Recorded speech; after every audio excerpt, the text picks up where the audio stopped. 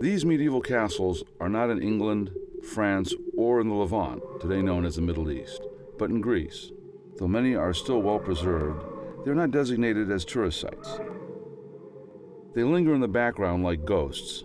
They haunt the locals who would rather showcase the ruins and artifacts of classical Greece and the Byzantine Empire.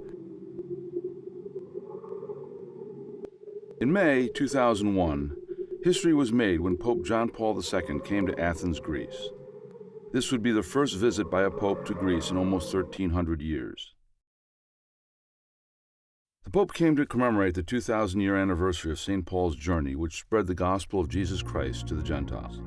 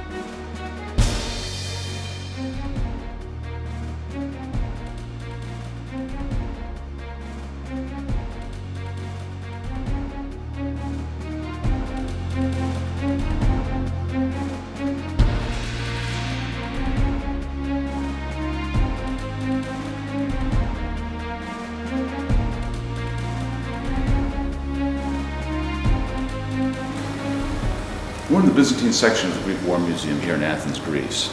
It showcases weapons used by the Byzantine armies throughout the centuries. There's also a section dedicated to the weapons used by the knights during the Crusades. Let's have a look around.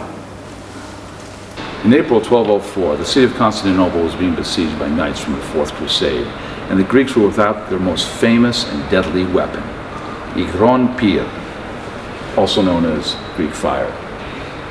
This was an incendiary weapon that was a precursor to the modern-day flamethrower. It was key to many victories from the Eastern Roman Empire, and it saved the city of Constantinople on more than one occasion. But in 1204, the Greeks were without it. One reason could be that in the 20 years prior to the siege, the empire was in political turmoil, which is what brought the Crusaders there in the first place. It could also be that the main ingredients that went into making this deadly weapon came from lands that no longer belonged to the Byzantine Empire.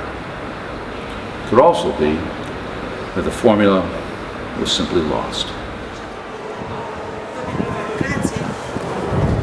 In 1200, the leaders of the Crusade, Baldwin of Flanders, Louis of Blois, and Theobald of Champagne, each sent 2 envoys here to Venice to meet with Doge Enrico Dandolo and the Senate. They told the Doge of the Great Crusade that was brewing in Europe, and they wanted Venice to be part of it. They needed ships to get to Egypt. They also brought with them a blank parchment.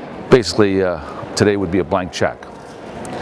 Venice agreed to provide ships and supplies for 1 year at the cost of 85,000 Cologne marks.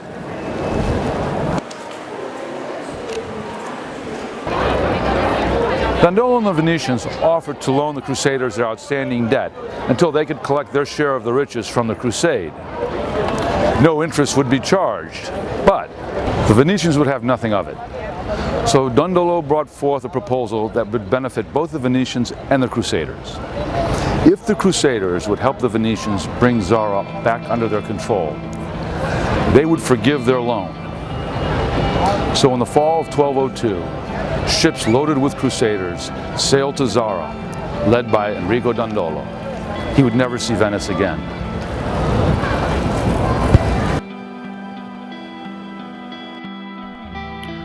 The Crusaders captured Zara in November 1202 and remained there for the winter. When Pope Innocent heard what the Crusaders and the Venetians had done, attacking a Christian city, he excommunicated all of them. Innocent had made it clear that since the start of the Crusade, that Christians were not to be harmed under any circumstance. The Crusaders asked the Pope for forgiveness, which he granted them, but not to the Venetians.